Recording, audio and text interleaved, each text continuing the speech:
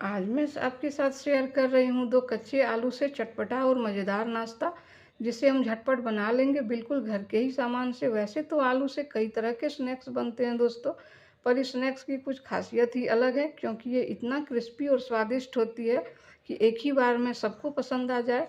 तो चलिए 2 हम आलू लेंगे और इसे हम अच्छी तरह से पील कर लिए हैं पहले ही और धो भी लिए हैं साफ़-सुथरा करके, और फिर इन्हें हम एक ग्रेटर से, वो छोटे होल वाले हों या बड़े होल वाले, किसी तरह से भी इससे कोई अंतर नहीं पड़ेगा। इसको हम अच्छी तरह से ग्रेट कर लेंगे और चलिए इसमें हम पानी देकर 2 से 3 पानी देकर अच्छी तरह से धोएंगे ताकि इसमें जो स्टार्च विद्यमान होते हैं ना वो निकल जाएँ, वो रहेंगे तो फिर इनका रंग काला पड़ जाएगा। तो चलिए इसे हम बहुत अच्छी तरह से धो लिए हैं। अब इनमें हम थोड़े से पानी देकर और इनको अलग करके हम रख देंगे क्योंकि अभी हमें कुछ और आगे वाले प्रोसेस करने हैं। तो चलिए देखिए इस तरह से इन्हें आप धोकर और थोड़ी-सी इनमें फिर पानी डालकर ही इन्हें अलग करके रखें, क्योंकि इसके नाश्ते जो बनेंगे ना वो बहुत ही लाजवाब बनने वाले हैं।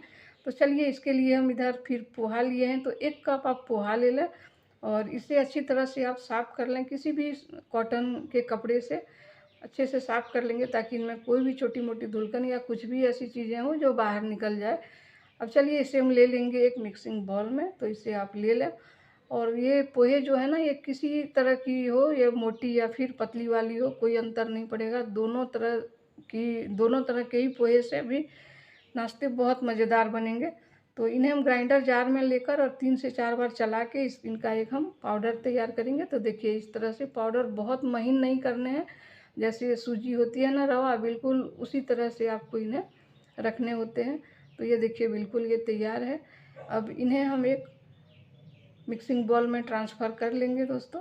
तो ये देखिए इसे हम कर लेते हैं और देखिए इनमें कुछ हमें ऐड करनी है और चीज़ें, तो हम इसमें बेसन ऐड करेंगे, काले चने वाले बेसन। तो 3 से 4 चम्मच आप बेसन इनमें ऐड कर लें। बेसन भी बहुत लाभदायक होता है हमारे लिए, इनमें भी प्रोटीन की मात्रा भरपूर होती है।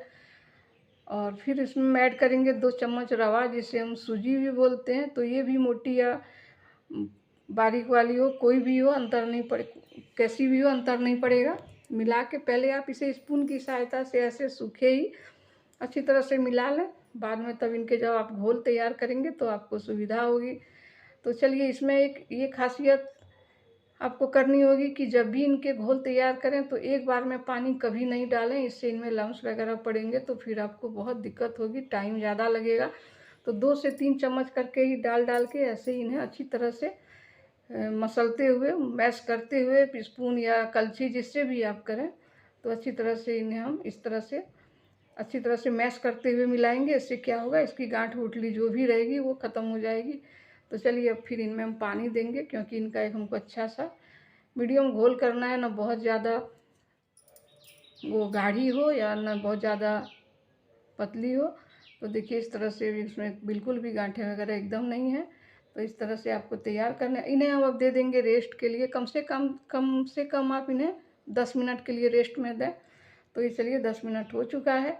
अब देखते हैं कि ये कितनी, देखिए सूजी इसमें थी और पोहे, पानी, दोनों चीज़ें में पानी बहुत ज़्यादा सोखती हैं, तो इनकी मात्रा में भी देखते हैं वृद्धि हुई है।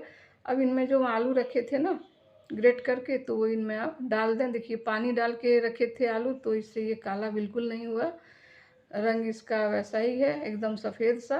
अब चलिए इनमें इसे आप मिला दीजिए।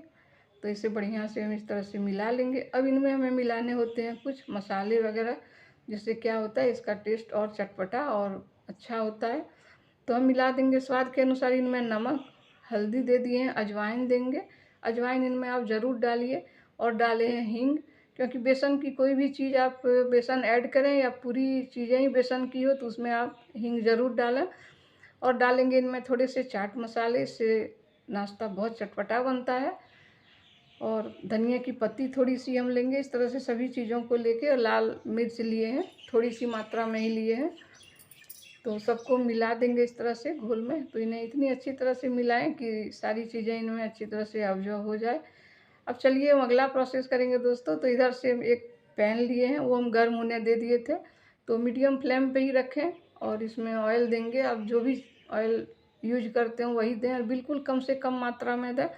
अब इनमें डाल देंगे 1 चम्मच हम भर के साबुत जीरा, थोड़े से हम पीली वाली सरसों, आपके पास अगर काली वाली सरसों है तो वही डालें। और डाल देंगे इनमें हम सौंफ। सौंफ का फ्लेवर इनमें बहुत अच्छा आता है। और थोड़ी सी कटी हुई डालेंगे इनमें हम अदरक डालेंगे। तो अदरक डाल के अब हम हरी मिर्च डाल रहे हैं, 2 से 3 हरी मिर्च कट करके। अगर बच्चे खाएंगे तो थोड़ी इसकी मात्रा कम कर दें। और थोड़े से हमने इनमें करी पत्ते को अच्छी तरह से छोटे छोटे टुकड़ों में कट करके डाला है। इसे 1 मिनट के लिए थोड़े से हम इस तरह से चलाएंगे। देखिए इनका कलर भी चेंज हो चुका है। अब ये जो घोल है ना, इसे अच्छी तरह से आप 1 से 2 बार चला लें और इनमें ऐड करें।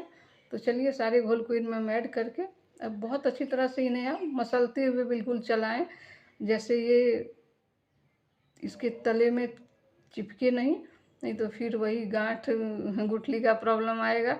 तो इस तरह से इसे आप घुमाते हुए अच्छी तरह से इनका हमें डो तैयार करना होता है। तो चलिए इनके डो तैयार हो चुके हैं, पानी पूरी तरह से सूख चुकी है। अब ये डो तैयार हुए कि नहीं, इसके लिए हम इसे थोड़े से हाथों में लेकर देखेंगे। अगर इनकी अच्छी से गोली तैयार हो जाती है, बिल्कुल हाथों में चिपकती नहीं है, तो सोचिए ये 100% एकदम ये तैयार है। तो देखिए बहुत बढ़िया से हाथों में लगी भी नहीं, थोड़ी भी नहीं, तो ये तैयार है। अब चलिए क्या करेंगे, गरम जब रहेगी ये, उसी समय हम किसी भी चिकनी थाली या फिर ट्रे में थोड़ा सा तेल से ग्रीस करके और उनमें दे के आकार इनका देंगे। तो हम चौकोर आकार में ही दिए हैं। जैसे हम कलाकंद वगैरह कोई भी मिठाइयाँ बनाते हैं ना, तो बिल्कुल उसी शेप में इसे आप इस तरह पहले करें, फिर इसकी कटिंग लगाएं। तो बर्फ़ी वाली कटिंग हम इनमें देंगे, ताकि नाश्ते का जो शेप होगा ना वो देखने में अच्छा लगेगा। तो इसे ही हम इसके हम 6 पीसेस बनाने वाले हैं। तो देखिए इस तरह से आप अगर इन्हें चाहें तो और बड़े या छोटे किसी भी तरह से आप अपने तरीके से इन्हें बना सकते हैं। तो ये देखिए इनके 6 पीसेस हो चुके हैं। अब सबको हम एक एक करके उठाएंगे। देखिए बहुत अच्छी तरह से इजीली ये उड़ जा रहे हैं, बिल्कुल नहीं चिपक रहे हैं। अब इन्हें एक ट्रे में हम रखेंगे। तो इस तरह से सबको आप उठाकर पहले आप किसी भी ट्रे या थाली में आप रखें। अब इधर हम तेल गर्म होने दे दिए हैं दोस्तों। आप रिफाइन तेल, किसी में भी तेल थोड़े कड़क गर्म होने चाहिए, बाद में फिर इसे आप मीडियम टू हाई फ्लेम में रखें। अब देखिए एक एक करके इनमें नाश्ते को देंगे। तो इसे दे के इस तरह से उलट पुलट के अच्छी तरह से इन्हें आप तल लें।